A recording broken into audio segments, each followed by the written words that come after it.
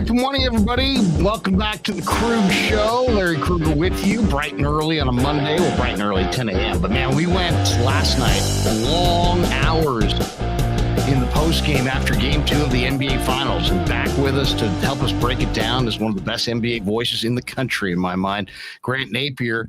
Grant, incredible Game 2 for Golden State. We saw the Celtics get off to a hot start in Game 2. Only to see Golden State come roaring back and get the win, a 19-point win. And now we move on to Wednesday night, Game 3. And I guess why don't we start our discussion with right now, one of the things that we debated in the postgame is which team between the Celtics and the Warriors is more in control of the series?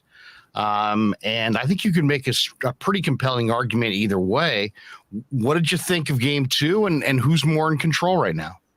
Well, you and I did this show on Friday, and we both would be shocked if the Warriors lost last night. So that's number one. Number two, if you're looking at this from Boston's perspective, they've done what they needed to do. Okay. Sure. They're happy going back home tied at 1. Forget about what the score of the game is right now. They're very happy to go back home 1-1. Now, you and I talked about this, and I mentioned this on one of my shows. I didn't think home court would be that big of a deal in this series because both teams are such good road teams. And I am convinced that the Warriors will go into Boston and win one of these next 2 games, if not both the games. When you ask me who's in control, I don't think there is a team in control right now. The reality is it's a best of 5. The Celtics have yet to see their best player, Jason Tatum, play like Jason Tatum. So they're thinking, wow, okay, we're going back home and our star hasn't really played like a star in terms of putting the ball in the hoop. I know Warriors could say the same thing about Klay Thompson, but he's not really their star anymore. I think this series is an even Steven toss-up right now. It's a best of 5. The Celts are feeling good, going home with that win. And again, their best player is yet to really look like Jason Tatum. So I think you can make an argument from both sides. Now, you made a great point on Friday as it relates to Gary Payton. And you made a great point about Payton back in the Denver series. All right. In the Memphis series after the cheap shot by Brooks. And you were talking about the impact that he can have on the team. And we saw that last night. I also talked about this on Friday about Iguodala. And I actually am fine with him not being in the lineup. I'm not really sure that's the best way to go right now. There are no negatives from what I saw last night from the Golden State Warriors. I doubt that if you could talk to them privately, they would say they're in control of the series right now. And I would doubt if you could talk to the Celtics players privately, they would say the same thing. It's right where we thought it would be, Larry. Didn't you and I both think that it would be 1-1 going back to Boston? Yep, absolutely. And I think I think the 2 teams are going to split in Boston as well. Yep. One of the things, I think Golden State's more in control just because they've played 8 quarters of basketball and they've won 7. And to me, I think if you're looking for reasons to point to, did Boston get what they wanted to get done? Yeah, they got the split. They're going back to Boston. So they can say they're happy, but ultimately, Golden State, I think, has looked like the deeper, better team, but anything can happen going forward, and I'm sure Boston feels great about their position going into Wednesday night. One of the things that really showed itself early in Game 2 was that the Warriors were getting to the rim at will, but they weren't finishing. They missed 5 layups, and the Celtics have great size, and it's really difficult for some of the smaller Warrior guards to finish in the trees in the lane there. And we saw it. We saw it. We saw Poole struggle. I think Golden State missed like 5 layups. They had their opportunities early, and the length of Tatum and Williams. I guess that's the other reason I kind of think Golden State's more in control is I see Williams as a kind of a physically diminished player. Who's got a bad? It's a knee, right? He's got a bad knee. Yep. So that's how I see kind of Boston's advantage is that they've got this length inside that the other teams that Golden State has played thus far really don't can't can't replicate. And so it's bothered Golden State, and it bothered Golden State in game 2. And I think they're going to need to go to the rim with greater strength, maybe take one more dribble, maybe actually try to dunk a few of those instead of just laying them up, because they put it up there for Boston, and it was uncanny the timing that White had, that Tatum had, that Williams had in coming away with these key blocks. Some of them were absolutely perfectly timed. You make a great point about that. I was going to, tongue in cheek here. Players don't practice layups anymore. They only practice their 3-point shooting. So the reality is, though, yes, I think they will. I think that will be an adjustment, go in with more veracity. But I wanted to ask you, when we talk about all of this, wasn't Jason Tatum's minus 36 last night, which I think is the worst ever in an NBA Finals game? So my question to you, as we talk about all of the now aspects of going back to Boston, we thought that was a given, did we not? When this series began, we said, well, we know what Tatum's going to do. How do you explain him being so poor offensively by his standards in the first 2 games, based on what we just saw in the Miami series, where he was the MVP of the conference finals? What's happened to him, Larry? I mean, how do you explain him going from the way he looked against Miami, which is a hell of a defensive team, to looking this inefficient offensively? I'm puzzled by that. Well, it is puzzling. It is puzzling because this is a great young player. And I don't know that it's what Golden State is doing to him as much as he just hasn't quite settled into the series. Yep. I thought in game 1, Grant, he felt his struggles early and then willingly became a distributor, and then came away with 4 or 5 of the greatest passes you're going to see. Yep. In game 2, it was almost like he said to himself, okay, game 1, I was a distributor, but I've got to be more of an offensive player in this second game. And I'm going to kind of force it a little bit. And it wasn't there when he probably should have gone back to that game 1 recipe of, you know what? Let's just see if I can find guys with perfect passes and distribute. I thought Golden State in game 1, Grant, was geared up to defend him. And he kind of played right into that by saying, you know what, you're geared up to defend me, but you're not geared up to defend White or Smart or any of these guys in the perimeter. And I'm going to find them and I'm going to be a distributor. I think he should have continued that in game 2 and let his game kind of organically come to him. Instead, I felt like he kind of forced it a little bit in game 2. And it's like forcing a rhythm that's not quite there. Here's where we're at. The Celtics, in my opinion, have no chance of winning this series. They have no chance of getting the 4 wins in this series without Tatum's offense. Not going to happen. They need it. Yeah. So I'm curious, if you look at this from Boston's perspective, and then we'll go back to Golden State. Do the Celtics say, wow, we're in great shape because we're 1-1 and we're going back home and our main guy hasn't looked like our main guy yet, and we know it's going to happen, or at least we hope it's going to happen, right? I mean, that's what, if I'm a Celtics fan, that's what I'm leaning on right now. Hey, we're 1-1 and our guy hasn't really played the way he's capable of playing yet. Or do you look at this from, I'm with you 100% on this splitting. I actually would not be surprised if the Warriors win both games. I really wouldn't. You make a good point. They've only lost 1 quarter in this series, but the Celtics have been the most Jekyll and Hyde team of the playoffs, right? I mean, look at what the Milwaukee series, look at what just happened in Miami.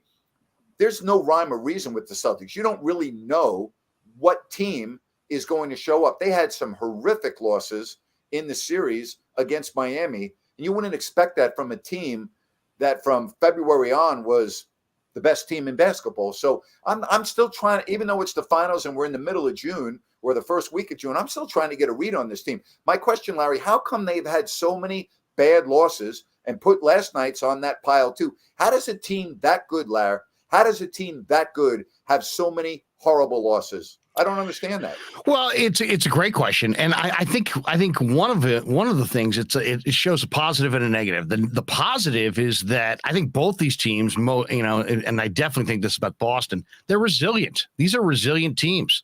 Golden State was not going to be, impacted by one loss. They were going to play their game.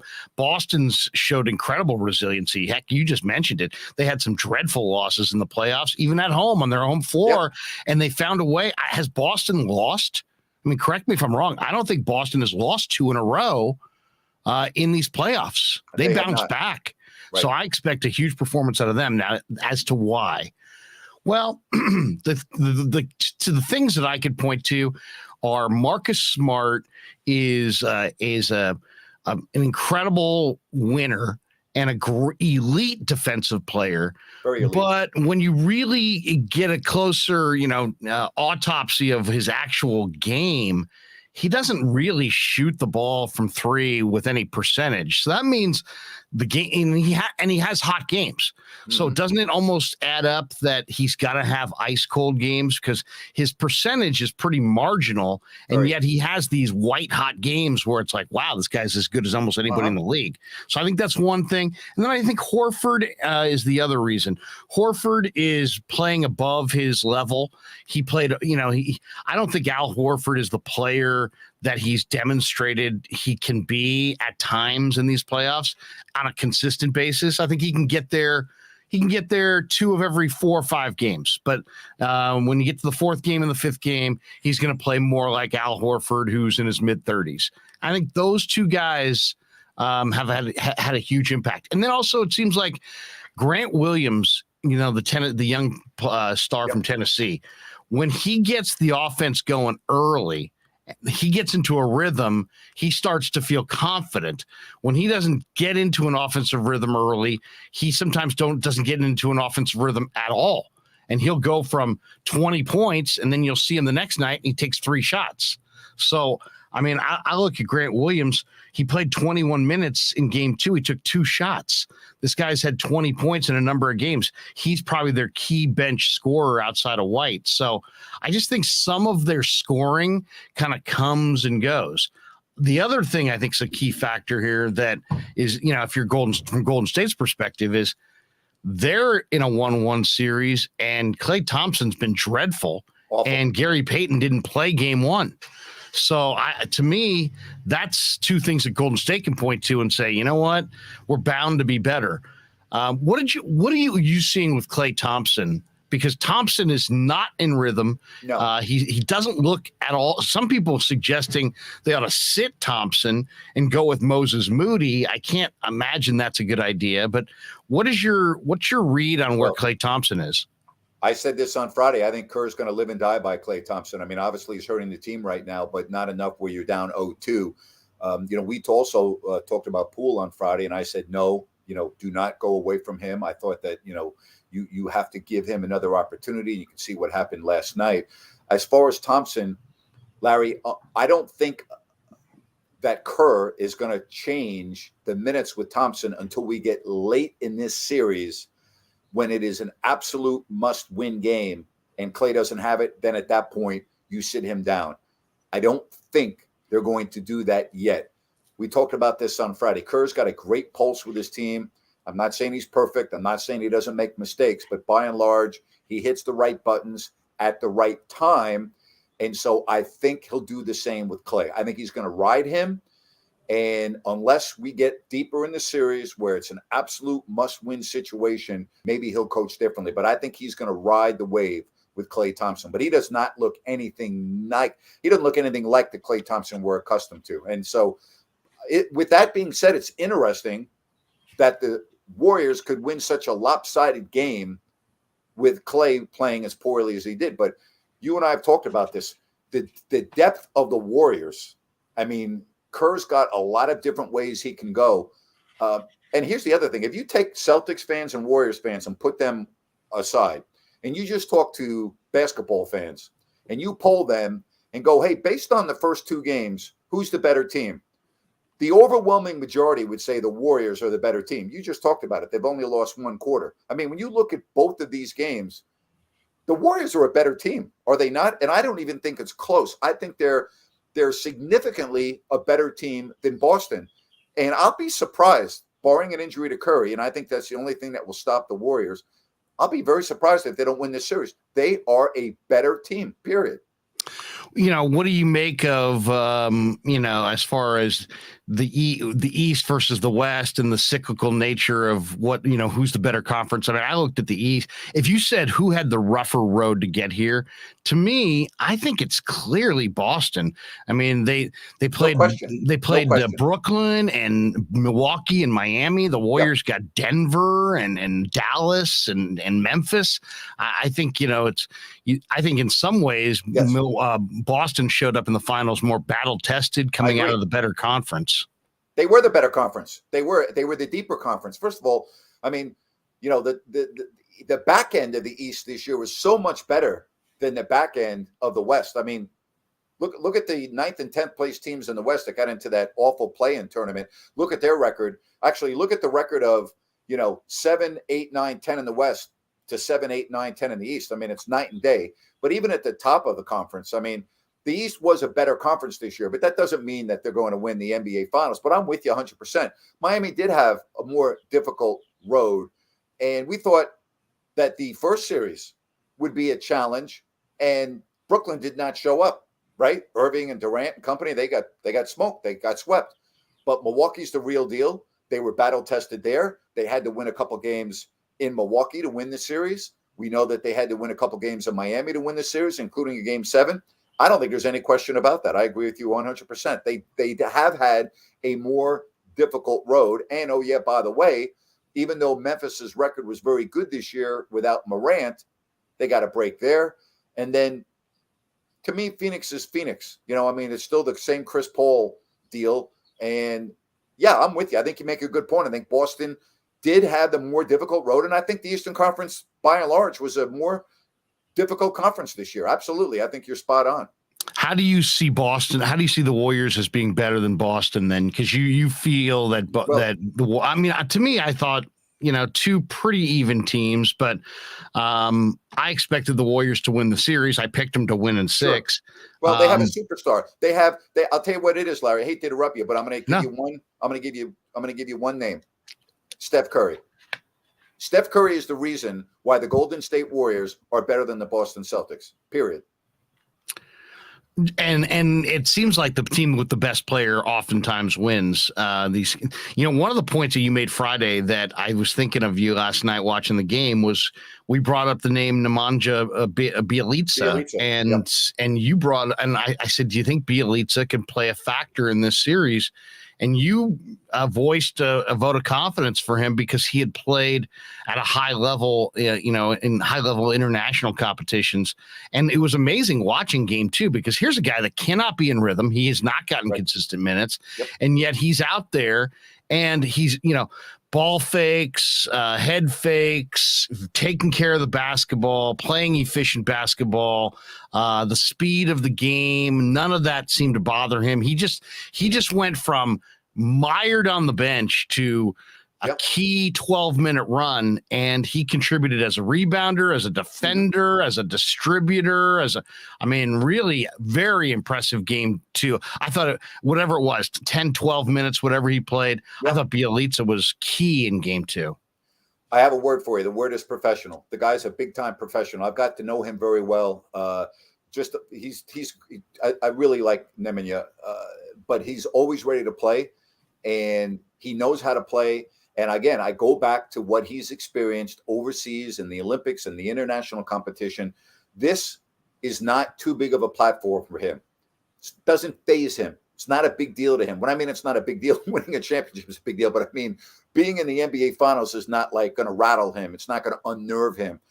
I tell you that on Friday. There's that much I knew. That doesn't mean he's going to play well. I couldn't guarantee that. But being on this stage is not going to unnerve him. It's not going to rattle him. And you're right. I thought his minutes last night were very important for Steve Kerr. And I think you'll see him get into the action in games 3 and 4. And again, playing in Boston is not going to bother him in any way, shape, or form. It'll be a non-issue for him playing on the road in Boston. He's not going to be bothered by the crowd at all. Speaking of that, what do you think of that atmosphere? Because Boston, the surprising thing about the Celtics to me is that they've been so good on the road and not that great at home in front of what appears to be just the most raucous, loud, in-your-face crowd. I kind of think that the Warriors are almost perfectly made as a road team to go in there, because their issue, Grant, is not about, oh my God, we're intimidated by the surroundings. Yeah.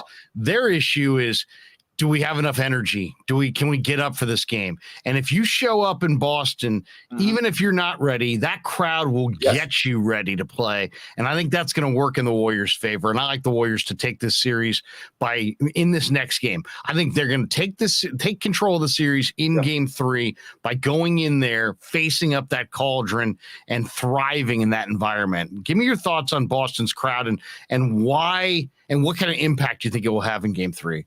You make a great point about first of all, it's the NBA Finals, so energy should not be a problem. But with that said, there are 2 buildings in the league. When you walk in, you can just feel it. One's Madison Square Garden. Even when the Knicks are terrible, when you walk into that building, it just feels different. The knowledge of the fans in that arena, it's there. It's the same thing in Boston. That Boston crowd has it's a feel. It's hard to explain. You go onto that parquet and you just look at all of the jerseys and all the championship banners, and it's just like, it's hard to explain. It really is. But we talked about this for weeks. The Warriors don't care where the hell they're playing. Okay, it does not matter to the Warriors. As a matter of fact, I really believe this, Larry. I believe if you had played all 7 games in Boston, I still think the Warriors will win the series. Okay? Wow. I really believe that. That's how much I feel the Warriors' approach to playing on the road factors in. I believe if you had no home games, the Warriors would still win this series. I just feel that way. I don't think being in that environment is going to phase the Golden State Warriors at all. And I mean at all. Again, I look at what Milwaukee did. Milwaukee won twice there in the playoffs, right? I look at what Miami did. They not only won twice there, they had 2 blowouts there. Well, if Milwaukee and Miami can do that in Boston, why would I think that the Warriors can't? I mean, the Warriors are better than both those teams. And the Warriors, to me, will not have any issues winning at least 1 game in Boston. I told you this before the series started. I felt in order for the Celtics to win this series, they would have to win 2 games in San Francisco, because I don't think the Warriors playing on the road is going to be that much of an issue. I really don't. GTC Reels in the chat says X Factor is GP2. Let's talk about Peyton for a second, because he didn't play in game 1. He played 25 substantial minutes in game 2. The Warriors were plus 15 with him on the floor. He is in so many ways one of their more valuable players. I mean, Grant, it was uncanny this year, the number of times. I mean, Golden State was a terrific team. They had the third best record in the league. But when they would lose a game this year, it was uncanny how many times you look down at that box score and say, Kerr forgot about Peyton. Kerr, went with Peyton in the first quarter, forgot to go back to him, went away from him for whatever reason. It happened time and time again. Like, he is the X factor, not just in this series, but like almost for this team. What did you think? I mean, Kerr did not play him in game 1, and he wanted to play in game 1. And I assumed, Grant, I was a little crestfallen after game 1. Why? Because I thought, well, you know what? Yeah, they're up 1-0, but this thing just just became a whole lot more daunting without GP2, because GP2 was, thought to be like out of commission. Oh, he didn't play game 1. Obviously, he's not ready to go. Then his father, had some comments saying, hey, where's my son? He's not out there. Then I figured, well, maybe the son's going to, GP2 will say something. Sure enough, he did. And he said, I'm ready to roll. And I've been telling Kerr, I'm ready to roll. So Is Kerr a genius for doing what some coaches do, which is holding something back from game 1 so that you have a little bit of a mental edge going into game 2? Or did he blow it by not playing him in game 1? And maybe, the Warriors would be going back to Boston up 2-0. That's a great question. There's also the medical staff that factors into some of these decisions. I don't know what that there's a lot of stuff that goes on behind the scenes with doctors and trainers. And my experience, particularly over the last several years, is the league has gone into a very conservative mode when it comes to players and their health. They've gone overboard. I mean, I have experiences that I've seen where I'm baffled. I just can't believe it because of how cautious these medical staffs of teams are these days. I think it's ridiculous, but that's for another show. Would have Peyton really made that big of a difference with what Boston did in the fourth quarter? I don't have a crystal ball any more than you do. You asked me about Kerr. Again, the guy seems to hit the right button more times than not. And you hit this, again, early on in the playoffs. And then I asked Jerry Reynolds, who most people that are watching on the stream here know who Jerry is, my longtime broadcast partner, former coach, former general manager. And I asked him, after you, back in the early in the playoffs, talked about Gary Payton, I asked Jerry about Payton, and he agreed with you 100%.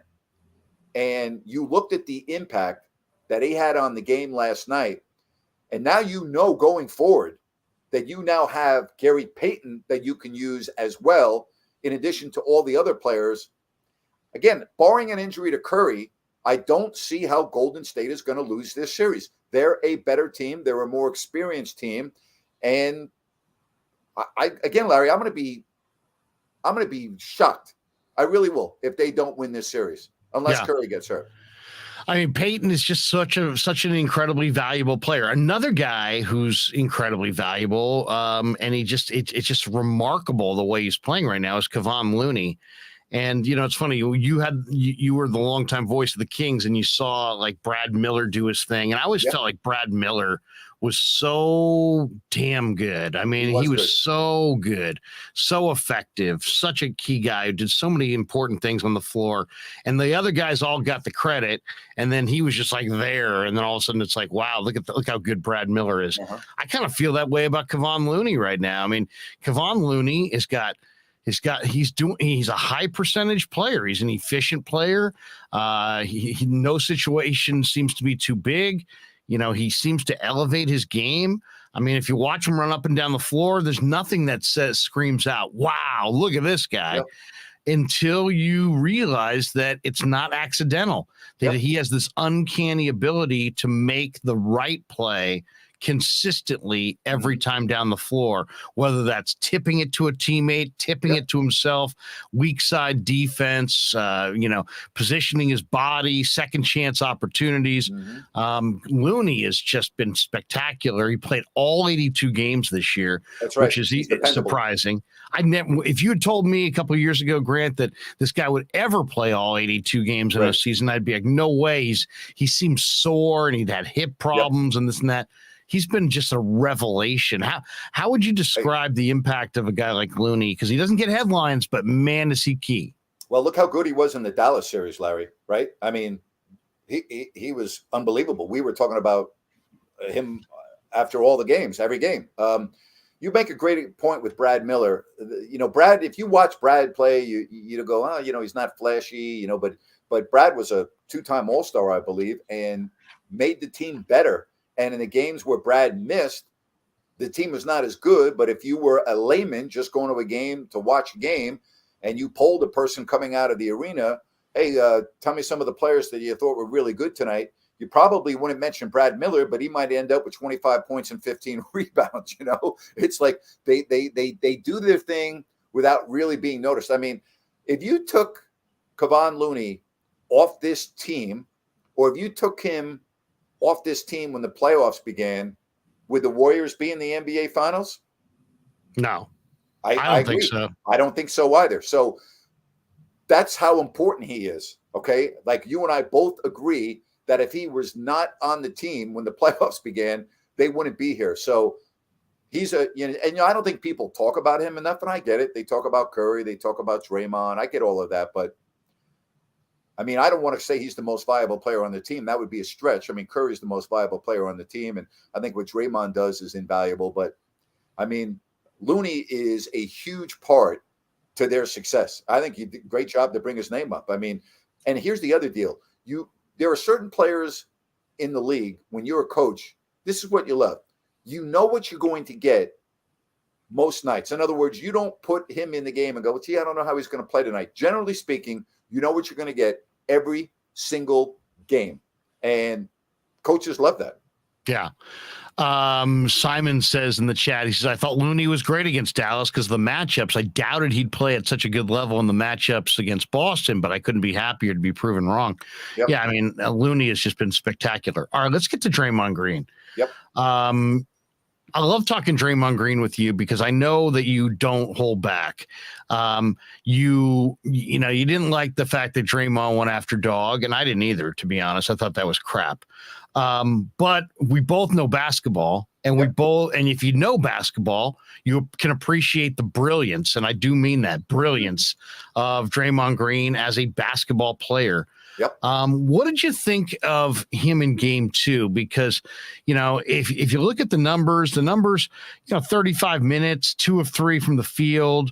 But he had 7 assists and he had 5 rebounds. And there was something about the way he played where he appears out of control. But in game 2, he kind of went right to that line, but kind of showed everybody he knew exactly where it was. There were people who were, a number of people on Twitter throughout the game saying, so wait, Draymond gets an early technical foul and then he just gets a license to do anything he wants and scream, endless obscenities at officials the rest of the game because they don't want to throw him out. And isn't he kind of working the system and so on and so forth? I loved his intensity, Grant, because I think it just told Boston, hey, you know what? We are all in on game 2. And if you're going to beat us, you're going to have to ramp us up. You're not going to goad me into crossing that line. I'm not crossing that line. You're not going to get me off the floor. You're going to have to match my level of intensity. And my level of intensity is absolutely through the roof. So I liked the way Draymond Green carried himself in game 2. Give me your thoughts on what you saw. He's a tone setter. That's what he is. He's a tone setter for the entire team. He goes out and he sets the tone. He is such a good player.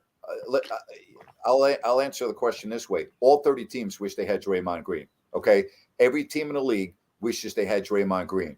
Now, can he get carried away at times? Yes. I also think, Larry, that there is some validation to the complaints about him getting an early technical and then getting away with murder. Maybe getting away with murder is too strong. I think it's very important who the officials are, and I think Draymond knows that. You're not going to be able to do that with certain officials in the league. I can tell you this. He should be very glad that the Joey Crawfords of the world are no longer in the league. Draymond wouldn't make it to halftime of these games. So the league has changed that way, but you have to be careful. And I talked about this during the first week of the playoffs with you. I still think that is the one thing that can derail the Warriors. Because you said Draymond goes right up to the line and he knows not to cross it. I actually think he did cross it a few times last night, but got away with it. That better not happen in Boston, okay? That better not happen where he goes over the line, gets ejected, and gets suspended for the next game.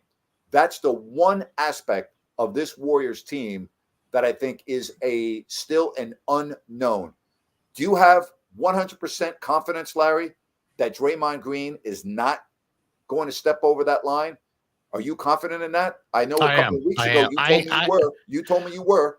I am confident in that because I think he's at a place now where he knows what's on the line and he knows it. You're right, though. That might be the X factor, Grant, is can Draymond dial up enough energy and emotion to carry his team and to fuel his team, but not cross that line, not engage with the Celtics or their fans, or have that atmosphere fire him up so he loses control, crosses that line, gets ejected.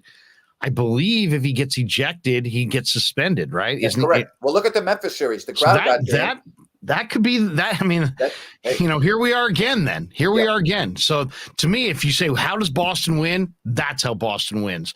Draymond crosses the line, gets kicked out of the game, gets kicked out of a game and then gets suspended for the next game. And that could have a profound negative impact on this series. To me, that might be the key factor for Golden State going forward. And the Boston fans are going to be all over him. You and I know that. We saw how the Memphis fans got under his skin. All right, we got that when he got ejected in game 2 or got hurt and gave the double bird. And then I don't think he got ejected, right? He didn't get kicked out of that game. He got kicked out of game one. That's right. He got kicked out of game one. They almost won game one. They came back without him. That's right.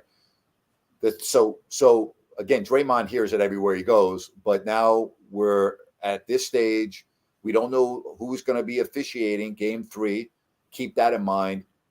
I do think it's an X factor, and I'm not as convinced as you are that he knows where the line is and he's not going across it. I'm not as convinced in you. I think in the heat of the moment, I don't think you can 100% rely on Draymond Green to do the right thing. So that is the one aspect with these final 5 games ahead of us or less that I don't know about. That I do believe that is the X factor. And I mentioned this before the Denver series when you and I talked about this. I talked about going forward. That's the one thing that would scare me a little bit about the Warriors going the distance is the behavior or the unpredictability of Green. On the court, what he does is invaluable. He's a tone setter. And as I said, Larry, tell me a team in the NBA that would not love to have Draymond Green on their roster. Every team would love to have Draymond Green. Yeah. If you don't want him, it's on you. That's right. See, this guy is awesome. Yep. Is there who's your comp for Draymond Green?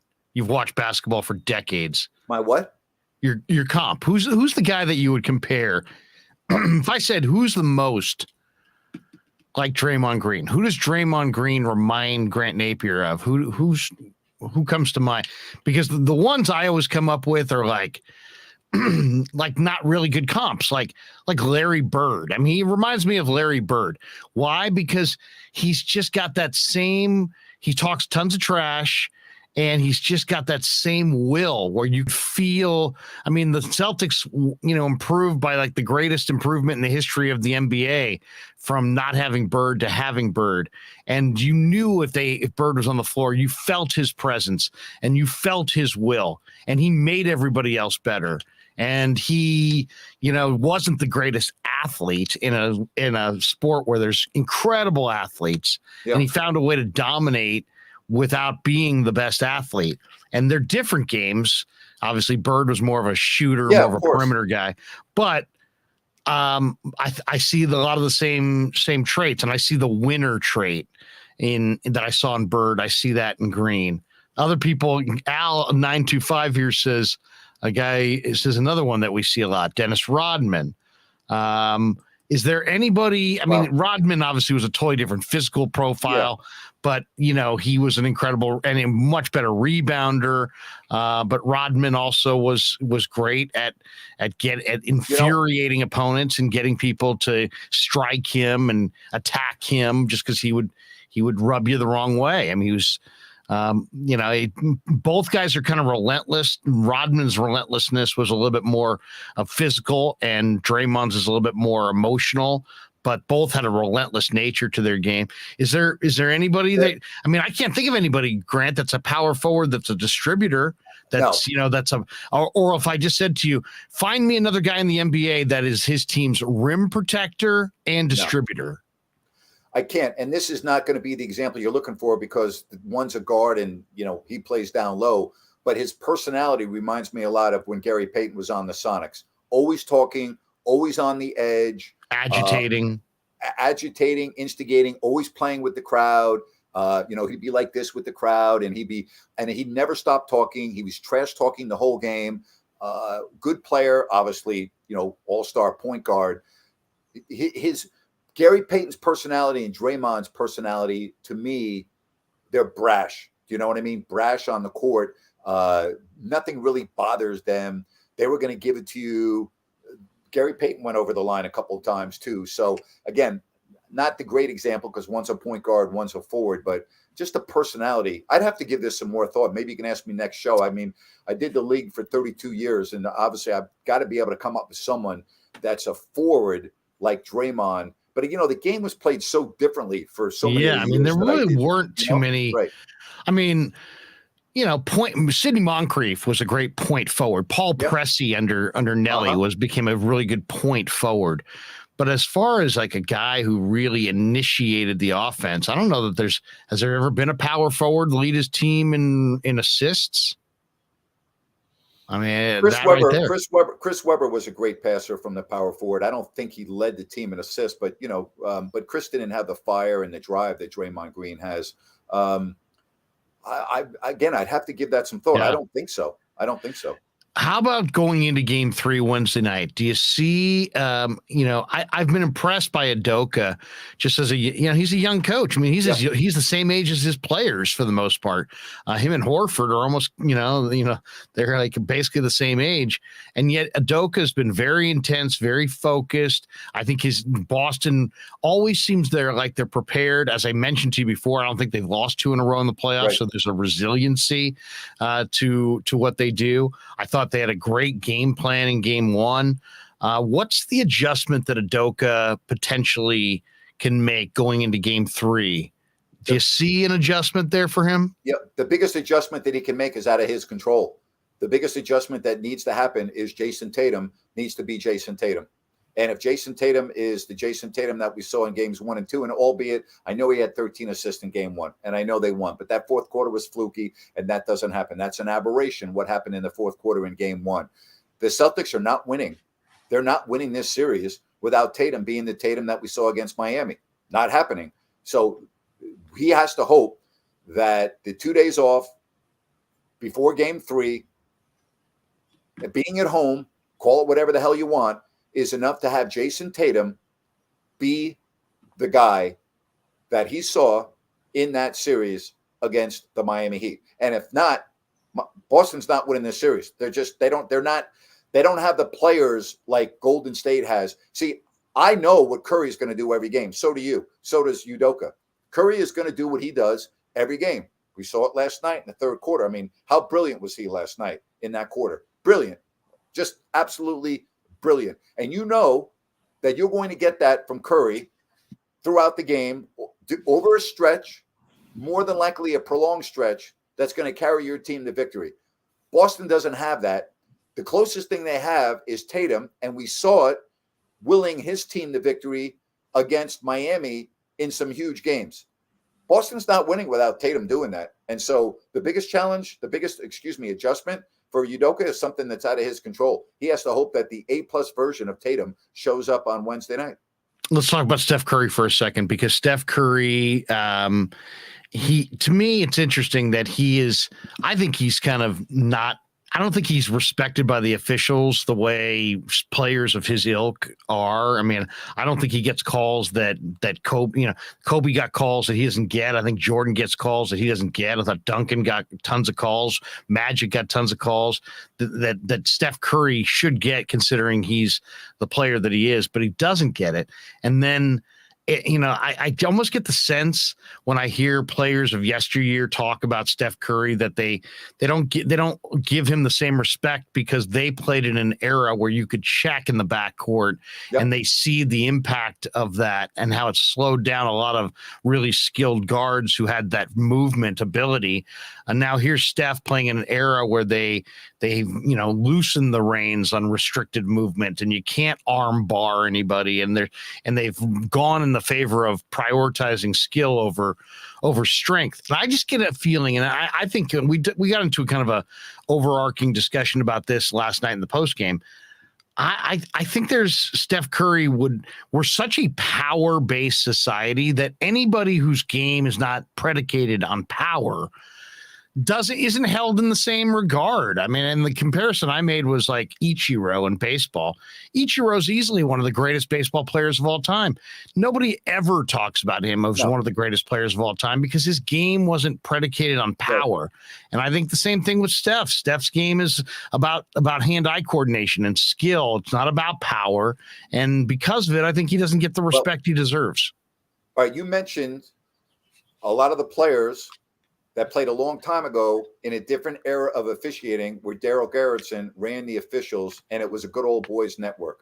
You had the Earl Stroms of the world, the Dick Bavettas, you had the Joe Crawfords, and that they did call the game differently for the stars of the league.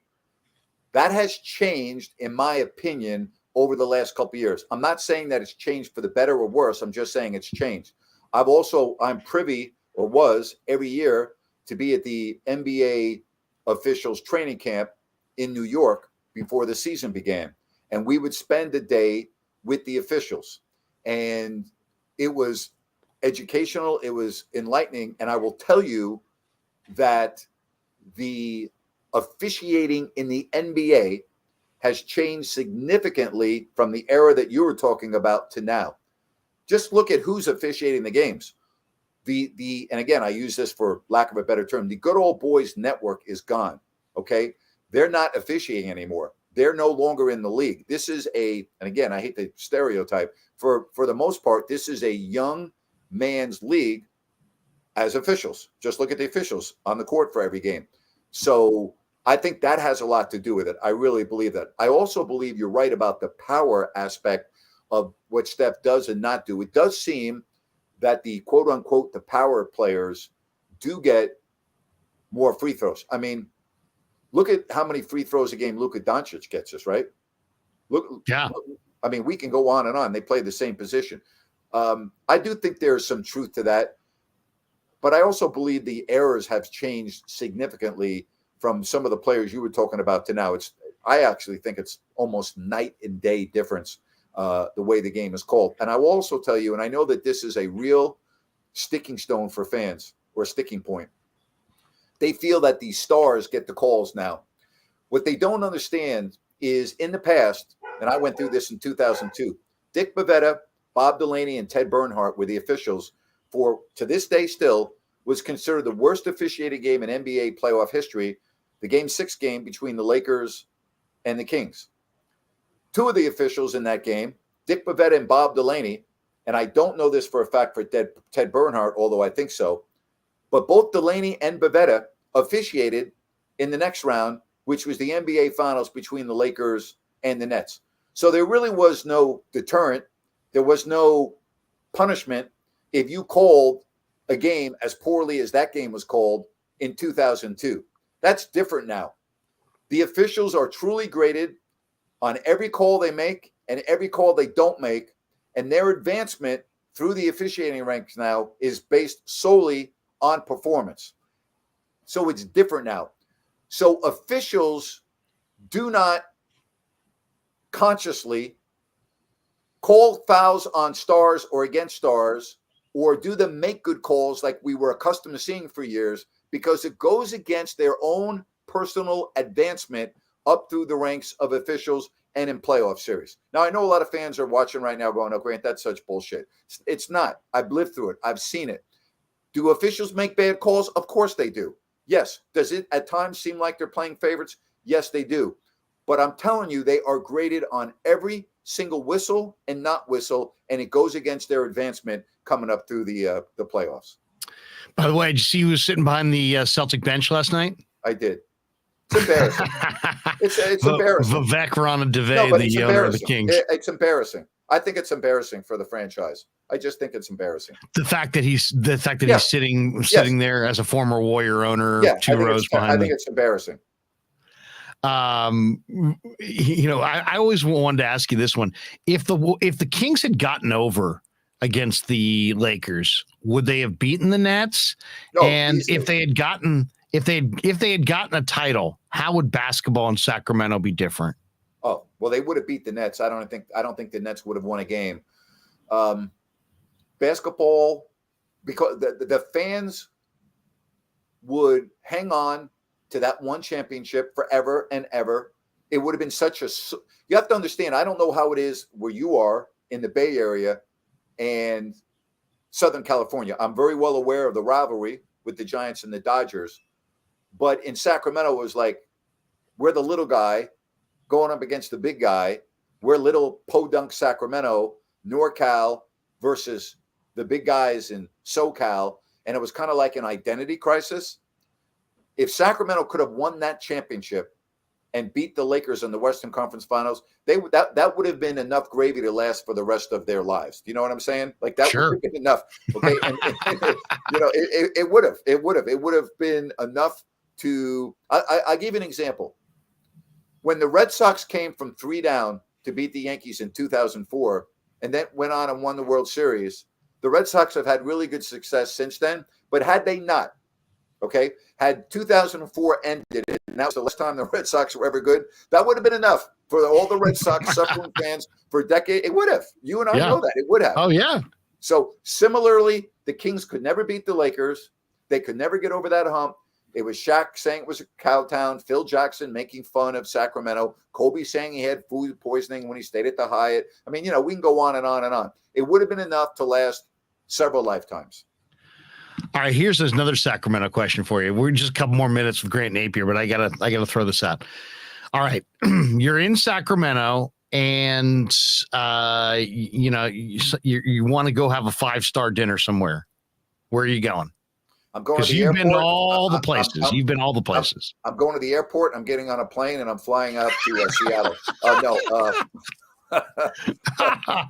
No, what was your favorite spot? Come on. You had to have a favorite spot in Sac. I did not have a favorite spot. Really? Nope, I did not have a favorite spot. Actually, my wife and I, the two best restaurants we probably went to were both in casinos, and we don't gamble. One was at Thunder Valley out in the Roseville, Lincoln area, and another one was at Cache Creek, not Cache Creek. I can't remember the name, but they had phenomenal steakhouses with phenomenal food. I would say those are the two best restaurants that I experienced, particularly over the last 10 years. They were phenomenal. Nice. I saw a picture yesterday of the G-Man and Jason Ross and Scott Marsh and some other guy I didn't recognize, but they were all playing golf in Sacramento. You can play, and I always thought Sacramento was a very underrated place for golf. Great. What's your favorite? You can play any course, any track in the greater Sacramento area for a round. I love Winchester. It's just north of Auburn. It's a phenomenal track for a public golf course. I'll tell you a course that I really think is phenomenal. It's almost like you're golfing in Tahoe. It's just right near Placerville. It's called Apple Mountain. It is a tremendous public golf course, and it's in great condition. The views are beautiful. If it's in the middle of summer, you're up a little bit higher in the elevation so that it's not as hot. It's bearable rather than unbearable. Those are some of the golf courses that I really enjoy. Winchester is a phenomenal golf course. What do you think of Rancho Murrieta? Because when I was at the gold miners, we lived basically at Rancho Murrieta, and we'd play out there all the time. The North Course at Rancho Murrieta is one of the best courses in the area. I haven't played there probably in about 10 years. They have two courses, the North and the South. The North actually is where they had the senior golf tournament. As a matter of fact, I'll give you a real Senior quick Gold story. Rush. That's right. Yeah. Senior Gold Rush. The first year that I moved to Sacramento was July of '87, and the Senior Gold Rush was going on right after I arrived there. And I went and covered that. And I'll never forget this as long as I live. One of the most amazing experiences I've ever had in this business is I had a one-on-one interview for Channel 31 with Sam Snead on the putting green at Rancho Murrieta. And I could not believe that I was talking to Sam Snead. I actually ended up interviewing Arnold Palmer too, but I called my dad as soon as I got to a payphone, and I said, "Dad, you are not going to believe who I interviewed today. I interviewed Sam Snead." And I just thought, wow, you know what I'm saying? Yeah, I couldn't believe it. And how many years did you do NBA basketball? So you're 32. 32. Who's the most famous person you've met courtside? God, now you're not necessarily seen, because heck, you've been in the Garden.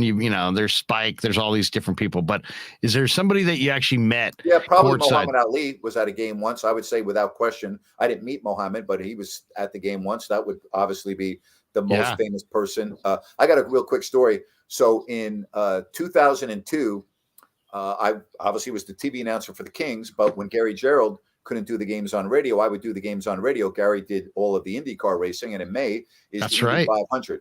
So I'm doing the games 3 and 4 of the Western Conference Finals on radio in LA. And game 3, the Kings went in there and just annihilated the Lakers.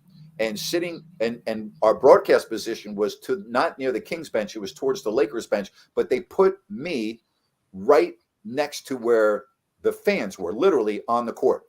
And I do the game by myself. And I swear, sitting right next to me where I could actually reach my elbow out and touch her, with this Heather Locklear. And Heather at the time was with her husband, Richie Zambora, right? Is that how? Yep, Richie Zambora, the rocker. Okay. Right. So 2002. So I'm doing the game. And at one point, the Kings had just dismantled the Lakers so bad that you could hear a pin drop on here. And I went to the commercial break and I said, and we'll be right back from the Kings, or excuse me, I'll be right back to the Los Angeles Public Library next on the Sacramento Kings Radio Network. All right. And Heather Locklear, I go to break and I take my headset off to have a drink of water and she goes, "You're really good." And I said, "Oh, wow, thank you very much." And I said, "You're really good too," because my wife used to watch Melrose Place all the time. And I would say, "You're really good too." And she laughed. And I said, "No, thank you very much." So, that was pretty cool doing a game and having Heather Locklear to me saying, "Hey, you're really good." That is awesome. That's one you can put away for the archives. I know, but gosh, Larry, for 32 years, courtside, celebrities, you probably feel the same way as I do. When you're in this business, after a while, you're not really in awe of celebrities and public figures, or at least I'm not. No. I interviewed Tiger Woods for like 2 minutes once at a function in Sacramento when I was doing my show with Mike Lamb, and I thought that was really neat. This was at the height of Tiger's career, and I thought that was neat. But, I mean, other than Sam Snead, I remember early in my career doing an interview with Sparky Anderson the year that the Tigers won the World Series when they started off 35-5. And I'll never forget this. I'm at Tiger Stadium and the Tigers get off to their 35-5 start. And I'm at the game on Sunday. It was the game of the week. It's on national TV. And I go into the locker room to get an interview and I can't get into Sparky's room. It's packed with reporters and everything. So I go in and I interview Alan Trammell. I interview Lance Parrish. I interview one other player. And as I'm walking out, I noticed that Sparky Anderson has no one in his office now. And I knock on the door and I said, "Hey, how are you?" I said, "Would it be possible to get a word? I couldn't get in here early. It was too crowded." He goes, come on in. And Sparky doesn't have a shirt on. And we sit down. He goes, "I've never seen you before. Where are you from?" I go, "Oh, I'm just getting my feet wet. I'm working part-time at the ABC station in Toledo." And he goes, "Oh, where are you from?" And he could not be nicer. He talked to me literally for like 5 minutes. And I said, he goes, "Let me put a shirt on. Let me put a shirt on." I go, "What's my cameraman can shoot you from the." No, I'm going to put a shirt on. So this is now 84, 85, right? Fast forward to 95. I get Sparky on my radio show in Sacramento. And I said, "Sparky, I have to start off by sharing this story with you." And he says to me, "I actually remember that story." And he said, "I now know who you are because Sparky's from that area." And he goes, "I watched the Kings and I've watched you." But he goes, when I told him the story, he goes, "I actually remember that." I just thought, now I don't know if he did remember it or not, but I just thought that was the coolest thing in the world. Sparky could not have been nicer to me. The impression he made on me when I was that young, just beginning my broadcasting career, is something that I'll never forget. I'll never forget how hospitable and how nice he was to me that day. Oh, the old saying, it sounds corny, but it takes just as much energy to be nice to somebody as it does to be nasty. One last one on Warriors Celtics. Where do you put this Boston team against all the teams Golden State has faced in their dynasty run here? Because I actually think that they might be the best. Now, people would say, I brought this up on the show. And the ones that, the people that countered and said, "Oh, no, the Celtics are not the best team Golden State's faced." Ryan, who you met before, said, I think it's one of those Cavs teams with LeBron and Kyrie. I agree. And then somebody else said, "No, it was the Raptors that were the best team." And I go, "Well, they beat the Raptors beat them, so I can understand why you would say that." But there was injuries involved there with Clay and with KD. You don't think this? I actually think this Boston team is deeper and has a better bench than those Cavs teams. But where do you rank this Boston team against the best teams they've played? I think you make a great point. They are deeper, but the NBA Finals is about superstars. It's not about who has the deeper team. It's about generally the stars. And the reality is that when the Warriors lost to the Cavaliers. Now, I don't think there's any question they would have beat the Cavs that year had Draymond Green not got kicked out and then suspended subsequently for Game 5 with the Warriors up 3-1. the Warriors would have won that series. Do we agree Yeah. on that? Okay. Yep, I agree. Okay. However, with that being said, those two teams, the Celtics and the Cavaliers, the Celtics do not have a LeBron James. Okay. LeBron James was the best player in basketball when the Warriors played them. The best. Kyrie Irving, you could make an argument, and a good argument, was a top 5 player in the league when they played.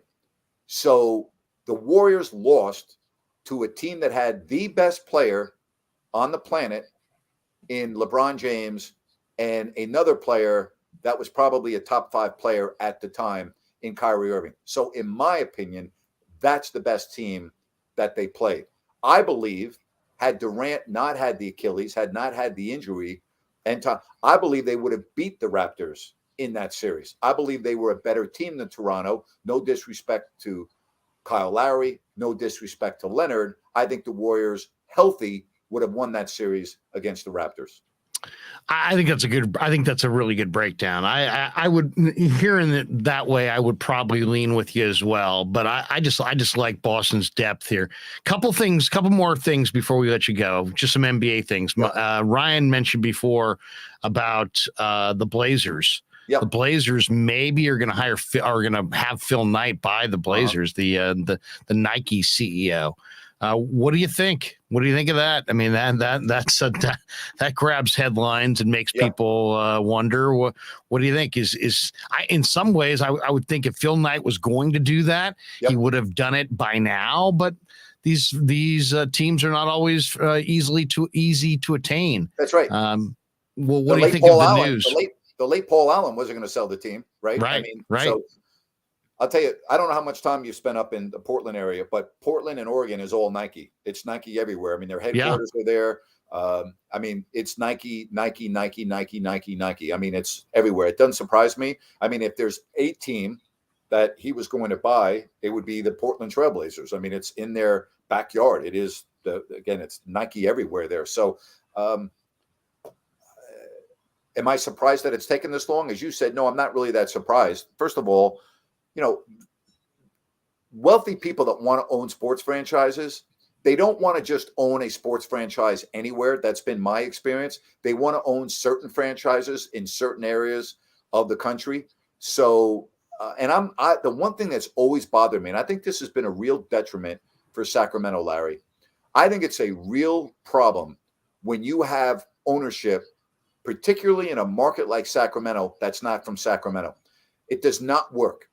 It was Vivek Ranadive, the Maloofs before that from Vegas, although to the credit of the Maloofs, both Gavin and Joe bought homes within 5 minutes of the arena, and they lived there a lot. They spent a lot of time in Sacramento. Before that, Jim Thomas.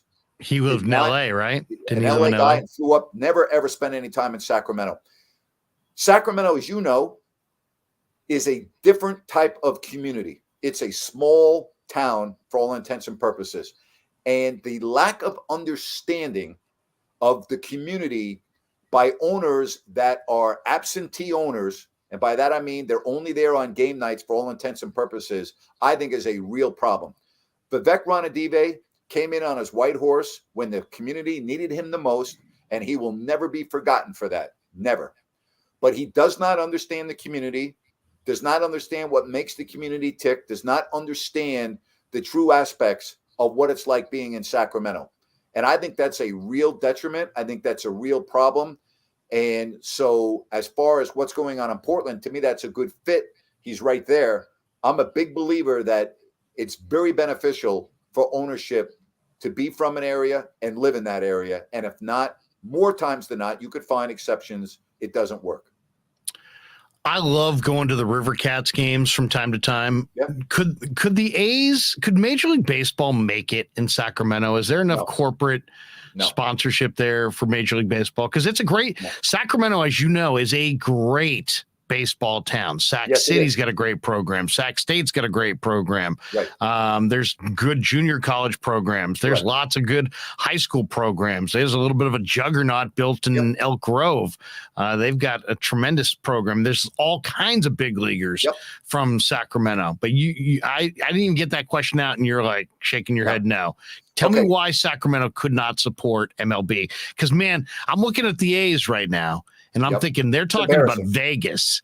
And it's like, if I'm MLB, am I thrilled with abandoning the fourth or fifth largest market with two teams to run to Vegas? I'd almost rather see a team in Sacramento. But here's your problem. What's your thought? Fan attendance would be the least of your problems. I think you'd have 25, 30,000 out there on most nights. It's a great baseball town, as you said. So attendance would be the least of your issues. You'd have the smallest radio deal in Major League Baseball. You'd have the smallest TV deal in Major League Baseball. All right, I'm talking about revenue coming in. Your naming rights would be small. Your corporate sponsorships in suites and everything would be minimal. And I don't believe that in this day and age of where Major League Baseball is, that a market such as Sacramento could be competitive. Now, I want to go to the other side. The A's, despite their horrible attendance, they have been very competitive over this particular ownership, right? They've been in first place a couple times. They've been wild card. Despite their low payroll and the fact that nobody gives a damn about the team, they still have been pretty good.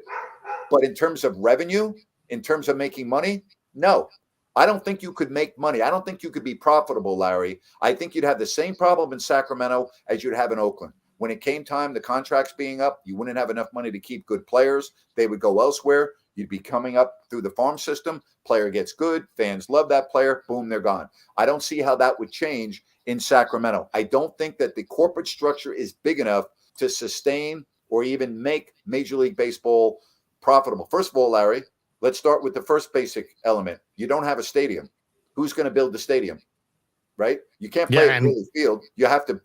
Are you going to take Raleigh Field and build an extra deck on it? Are you going to? Is that? I mean, where's the stadium going to be built? Who's going to build it? Who's going to pay for it? Okay. Once that's done, are you going to be able to make any money from your local radio and local TV deal and sponsorships so that you're able to have a payroll that is even remotely competitive? And I say the answer to those questions are no. It's too bad, because I'll tell you, man, sitting outside at night watching baseball in Sacramento in the summertime, perfect weather. Couple last things. DeAndre Ayton, they're saying, is considered more likely than not to be leaving Phoenix. Does that surprise you? Well, it surprises me for this reason. Say what you want about what happened between Monty Williams and DeAndre Ayton. Say whatever you want. He was the starting center on a team that won 64 games this year. Okay. He also was the starting center on a team that ended up in the NBA Finals the year before. So if you have DeAndre Ayton leave your team, now I don't know what you would get in return for him, so keep that in mind. How do you sustain that level of play, right? I mean, is he the best player? No, but he was important enough to have back-to-back years where the Phoenix Suns were unbelievably successful. I get the fact they didn't win a championship. I get the fact that they lost to Dallas in Game 7. But explain to me, Larry, how you lose DeAndre Ayton and you become better. It's funny, because in the old days of the NBA, when I say old days, the 80s and 90s, if you had a big man, you never let him go. Now it's like, do you really want to invest in a big man? The other question is, were you surprised that Quinn Schneider resigned as the Jazz head coach? And now there's talk that the Bulls may trade for Rudy Gobert, that Donovan Mitchell is kind of unnerved and unsettled by the whole resignation of Schneider, and that he may want out. What do you make of what's going on in Utah? Is it as simple as Gobert and Mitchell didn't get along, and so that whole thing blew up? Or I was really surprised, because I think Quinn is one of the better coaches in the game. And he'll be back coaching whoever he wants next year. You know, as far as Mitchell, he signed that long-term extension, the max deal in 2020. So he's still, you know, it's not his decision. You know, the Jazz will decide what way to go. You know this. I've always told fans this. What we see from afar very rarely is what's going on behind the scenes. Fans always think they know everything that's going on within a team. I can tell you that fans know very little with what's going on with the team behind the walls. Okay, that's my experience.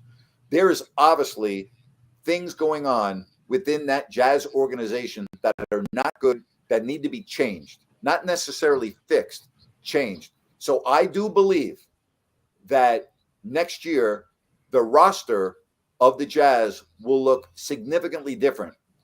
Me personally, if I'm in charge of that franchise, I'm not sending Mitchell anywhere. I think he's a dynamic player. He's a two-time All-Star. He's young. He can be dynamic. And he plays a position in the NBA that you need to be good at in order to be successful. So I'm telling you right now, if I'm in charge of that franchise, I'm not trading Mitchell. Let's pay the bills and we'll come back. We got one last question for Grant Napear, but first a message from our sponsors. Larry Kruger here for Telmetrics. Thanks to Casey Bateman and the good people at Telmetrics. If you're an occupational therapist, if you're an orthopedic surgeon, a chiropractor, a physical therapist of any kind, Telmetrics is designed for you to use in your practice and will greatly benefit your patients.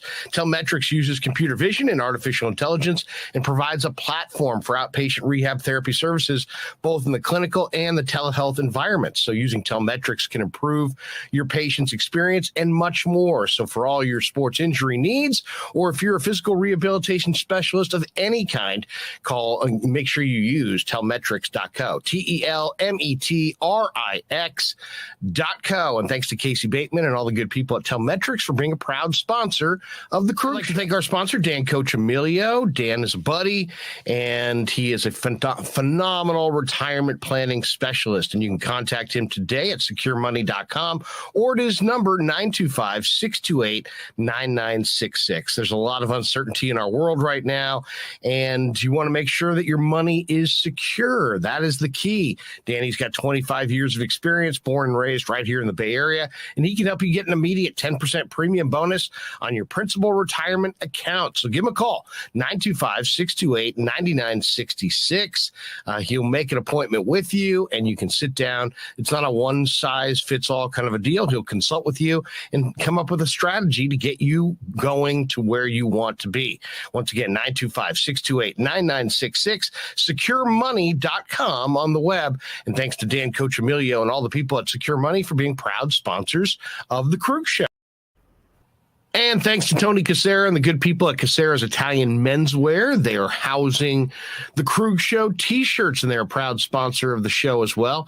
The Krueg Show t-shirt, the Krueg Show podcast t-shirt is available there at their store in Dublin. Their address is 7372 San Ramon Road in Dublin, California.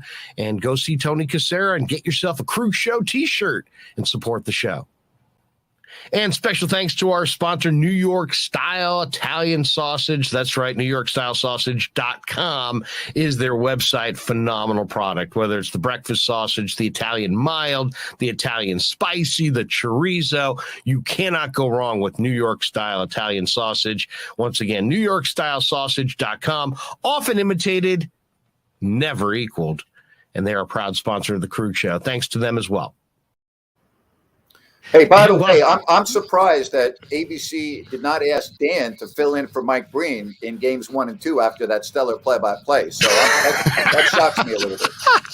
By the way, if you didn't get enough of the New York sausage ad, you got to catch this, Grant. Here, watch this and give me your thoughts. We grew up with a Sunday dinner. That means no matter how busy you were, no matter where the hell you were, you came to dinner on a Sunday night. Yeah, Sunday dinner without sausage, it's like a church without God. You know, how can you go to church if you don't believe in God? You know, and along with the sausage also became the discussions. That was discussion night. You know, it wasn't a typical family that you sit there and you're quiet, you know, and you don't talk with a mouthful. Oh no, man. Italians talk when they're eating. Italians even talk when they're sleeping. And definitely we talk with our hands. So if we can't express it through our mouth, through our lips, we express it with our hands. So, and that's what sausage is, really. It's an expression, you know, that life is good. I love that. That's beautiful. That's great. All right. Sausage is an expression. I love it. All right. Last one. There's talk that the Kings want to trade out of the top 4. They either want to trade up. It sounds like from what I'm reading, the Kings love Paolo Banchero. They also love Chet Holmgren. They love Jabari Smith. Those 3 guys are going to go 1, 2, 3 in the draft. The Kings have the 4th pick. They're staring at Jaden Ivey. There's a lot of talk. James Ham, their beat writer for NBC Sports Bay Area, says in an ideal world, they could trade up a spot or 2 and get into the top 3 and land one of those guys. If they can't, they may want to trade out and go with the veteran. What's your read on the decision that Monty McNair and the Kings face here? I would say there's no chance they're taking Chet Holmgren. The guy's not going to be good for a couple of years. I mean, look at his body. And, Monty McNair is the last year of his deal. He needs to win. He can't wait 3 years for a player that's 190, 195 pounds to develop. So he may be the best player in the draft 5 years from now. We may look back and say that, but I don't see any way in the world that the Kings are going to take him. It makes absolutely no sense to me. Banchero, I could see absolutely. Me personally, I think I've told you this before. If I'm Monty McNair, I'm not taking a chance on a draft pick who will end up being a bust. We see it all the time. All right. There are so many top 5 players that are taken every year in the draft that never turn out to materialize. You think they're going to be great, and for whatever reason, they're not. And in a couple of years, they're not even in the league anymore. If I'm Monty McNair and someone's really coveting the pick that I have, I'm going to make that move and bring an existing player in that I already know is good, like they did with Sabonis. They did trade a good player in Halliburton, an up-and-coming player, and Buddy Hield, but they got a guy that you already know is an all-star, okay? There's no ifs, ands, or buts about it. He's an all-star. He's an all-star caliber player. I think you need to do the same thing. I'm not saying that necessarily the 4th overall pick this year will get you a guy that's already an all-star, but it will get you a player that you already know is good, and I think that's what Sacramento needs to do if they're really going to move out of the doldrums. What would you do? Personally, I like Ivy. I like Ivy. I think I would move Fox and put the ball in Ivy's hands. I like Ivy a lot, and I like Davion Mitchell.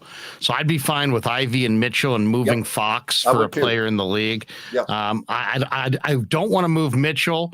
And when I watch Jaden Ivey, I see kind of a Russell Westbrook, but without the broken shot. So I'm intrigued by that. I mean, he is so electric going to the hole that I just feel like, you might look up, and if you passed on Ivy or if you traded that pick, you may look up in the middle of next year and he may be one of the bright young stars in the NBA, and you could have had him, and it's Luka all over again. So I would go with Ivy and move Fox if I could find a suitable trade partner for Fox. If you're right about Ivy, he's not going to be on the board at 4. Then if what you said is true, he'd be gone 1, 2, or 3. If you think he's going to be that dynamic, I'm sure GMs do. He wouldn't fall to 4 under what you just said. Yeah, well, I'll say this. I saw Jabari Smith is 6'10" and has a really nice face-up game and is athletic as hell, so he'd be intriguing to me. I agree with you. Could he be on the floor with Sabonis? I think he absolutely could, and I think he can defend. And then then Banchero, I think is a star. I mean, he's got tremendous range on his shot. I think he's just now kind of coming into what he's going to be. I think he's going to be a very, very safe player. Holmgren worries me because I see catastrophic injury. I see a guy with tiny little ankles going to run up and down on an NBA floor. I think the durability. If I was him, I would absolutely live in the weight room, working out my calves, my ankles, my feet, my legs, my quads. He won't have a choice. He's so thin. He won't have a choice. You know that the strength coaches will get a hold of him the minute he's drafted, and it's going to take 2 or 3 years for him to transform his body. Again, I don't think Sacramento can wait 2 or 3 years. I agree. Tell people, Grant, for who are catching you here but don't know what other stuff you're doing, tell them where they can find you. I have a live show every day on Listen App. It's easy to download. You can go to listenapp.co. I'm on every day at 3 o'clock Pacific. You can call in. We have a lot of fun, a lot of banter. All my work is on my website, ifyoudon'tlikethat.com. And I love doing this with you, Larry. It's a great time. Awesome. We'll talk to you next week, maybe, huh? Sounds great, good. buddy. Have a good one. Yeah, never met a man I've been scared of. Careful, you gon' get exactly what you asked for. Here for whatever you bring me, getting handled. I answer to no one, I don't need to hassle. Yeah.